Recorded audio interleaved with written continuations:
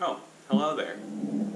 Today we're going to work on doing some rooting of cuttings that Paula took from our garden.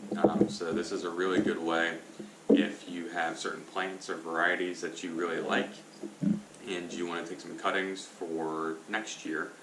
You can take cuttings now in the fall and then keep them inside, and then whenever you go to plant your plants in the spring, you'll have these. So we're going to use coir today for rooting. It's essentially just dried cocoa fiber. It's really good for rooting specifically because it allows air to get to the roots, and then also it holds moisture really well. Another reason we really like to use it is because we've been trying to get away from potting soil for the most part for a lot of things. Most potting soil mixes have peat in them. And for those of you who are fans of Gardener's World over in UK, peat is not a reusable. So from Gardener's World, we learned that peat is a non-renewable resource, and we should try to avoid using it. So we've been getting away from potting mix because so much of it here contains lots of peat. So that's not a very environmentally friendly thing to use, whereas the coir is a waste product essentially. And it's worked really well for us. We used it to grow all of our seedlings in the spring. And this is actually the second tray of cuttings we're doing. I did one maybe about a month ago, and those all seem to be growing really well. So we're big fans of this, and we're also trying to do better things for the planet while we grow our plants. Plants and planet.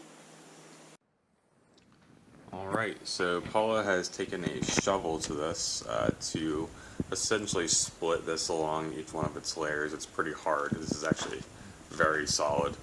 So we have all these pieces, and we will now put these into this bucket and add water, and that will form our substrate. Hot tip, do not let this stuff get into your bathtub. Do not dump it out into your bathtub. We learned the hard way. Yes, do not do that.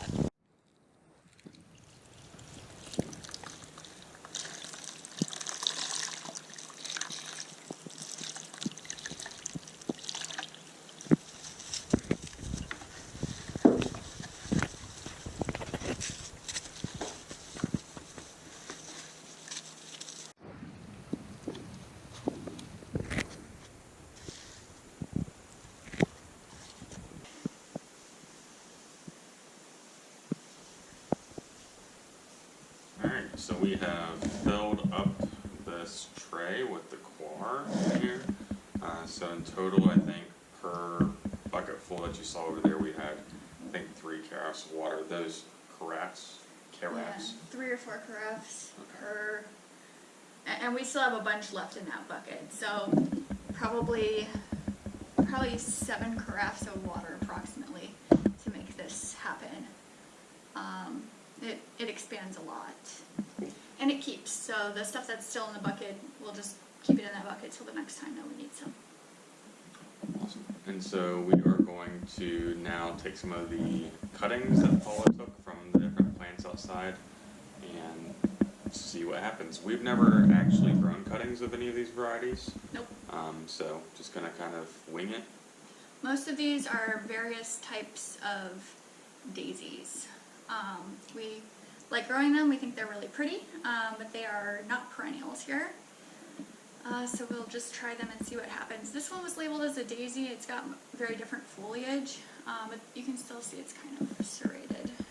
And I've already washed all of these. Always wash them.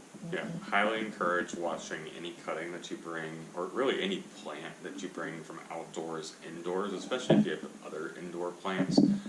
We have battled a wide variety of pests inside. We'll make a video about that at some point. Surprise, the answer is beneficial nematodes, pretty much always. Yes. Yeah, we're just going to go through now, and Paula is cleaning some of these up. The goal is to have a significant amount of the stem that you'll be able to put inside of the dirt, and in order to aid that, she's cutting away a lot of the growth. So we cut away from the bottom because we don't want to put any leaves in the ground. And then we have some rooting hormone here. This one is garden safe. We also have some from Miracle Grow. They have the same active ingredient, and it just helps your plants root. And these are all the stems are wet because I did just wash these. So when I dip them in here, I kind of swirl them around, little tiny tap, and this rooting hormone will kind of stick to them. And then I'm just going to take it here. Probably should get a skinnier one, so I'll do that in a moment. I'm going to make a little hole in the coir, and then start the cutting. And then just squish the coir around the plant so that it makes contact with the stem. And because this coir is already wet, we won't need to water these. You want to make sure that the coir is nice and damp when you're doing this. And so there it is, and we'll see if this works out. As Kyle said, we have not done any of these daisies before, but we really enjoyed them, and so we're hoping that some of these will grow. One thing to be sure of when you're taking cuttings for these is if you're taking cuttings from a flowering plant, you want to try to avoid ones that are currently working on a flower because they're putting all their energy into that flower. So just take a nice healthy looking stem. And I forgot to do on the last one is a fresh cut on the end, so we'll do that right now. Fresh cut on the end, right as we're about to put it into the soil.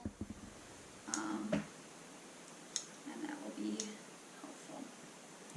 So here's that. I'm just going to put it down in.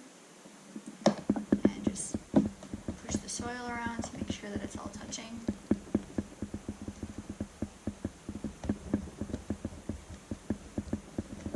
So this is a cutting from a different type of daisy.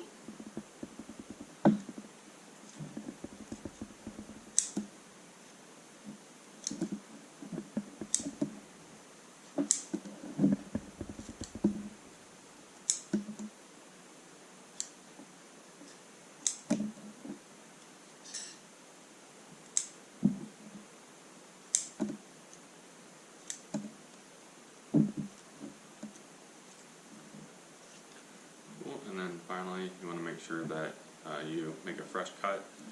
Generally, I think the recommendation is kind of at an angle.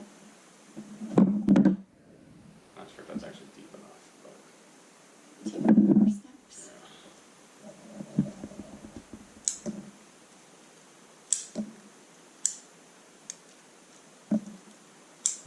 going up higher is better than Probably being good. too low.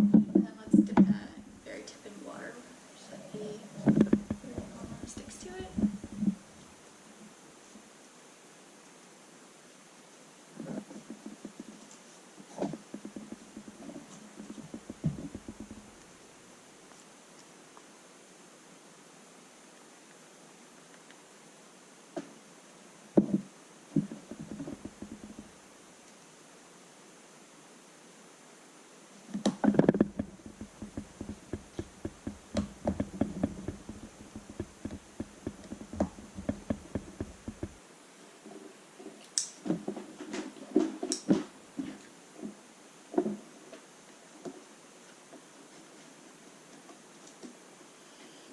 Okay, so generally I try to overwinter some of my peppers, but the amount of bugs that I get is oftentimes not worth it.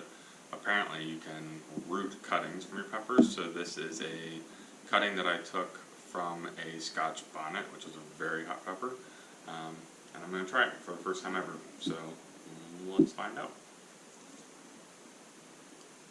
And then dip in water.